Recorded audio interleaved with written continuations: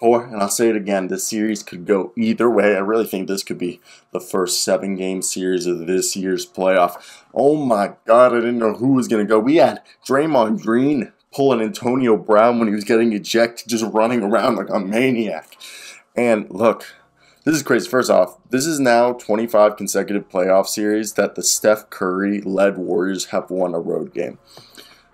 But the Golden State Warriors pull out a 117-116 win in Game 1. When Klay Thompson missed 2 free throws, it was an insane, probably one of, if not the best game so far in this NBA playoff opening game for the Warriors to win on the road. And they were without the ejected Draymond Green for the entirety of the second half. Jordan Poole had 31 points off the bench. Klay Thompson hit a go-ahead 3. Steph Curry had 24. And crazy part is actually I think this series could go either way.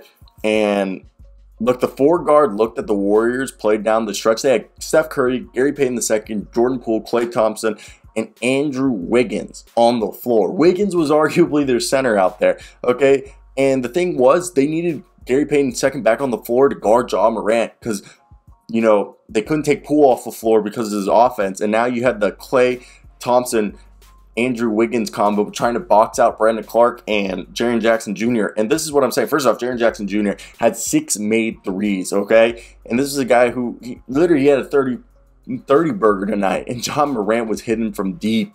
And this was crazy. I thought, look, some things we saw down to watch the stretch was really Golden State really attacked Ja Morant on the screens in the third, and they kind of continue to do that. And the Warriors were going under ball screens for, you know, Durant, and he started to make them pay for it with his jumper. And he also used that space to create momentum to get to the lane. And then you had, you know, him facilitating Jaren Jackson Jr. and the rest of the team, and it was pretty impressive. And then, you know, Kevon Looney had some big minutes. This is a series that's going to go back and forth. I can already envision it. This series is going to be tightly contested. This will be something we will remember for a while. Because, man, oh man, I think this is going to be a 7-game series. I will continue to say that I really do think this will be a 7-game series at this point because it has been ridiculous so far. And I think it'll continue to be ridiculous just because that's how it is, you know? And I think that's just what they want.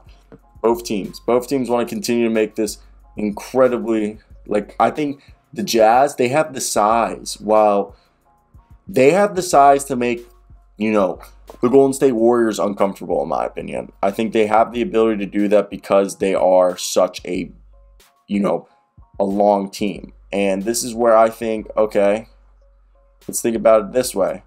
And what I'm thinking over here is this is a team, look, they have Brandon Clark and Jaren Jackson Jr. Draymond Green and Andrew Wiggins and Klay Thompson are probably going to be closing out the game, maybe also Otto Porter. And I think Jaren Jackson Jr. and Brandon Clark could win those matchups at least 2 times. I want to hear your thoughts. This is going to be a 7-game series, at least 6.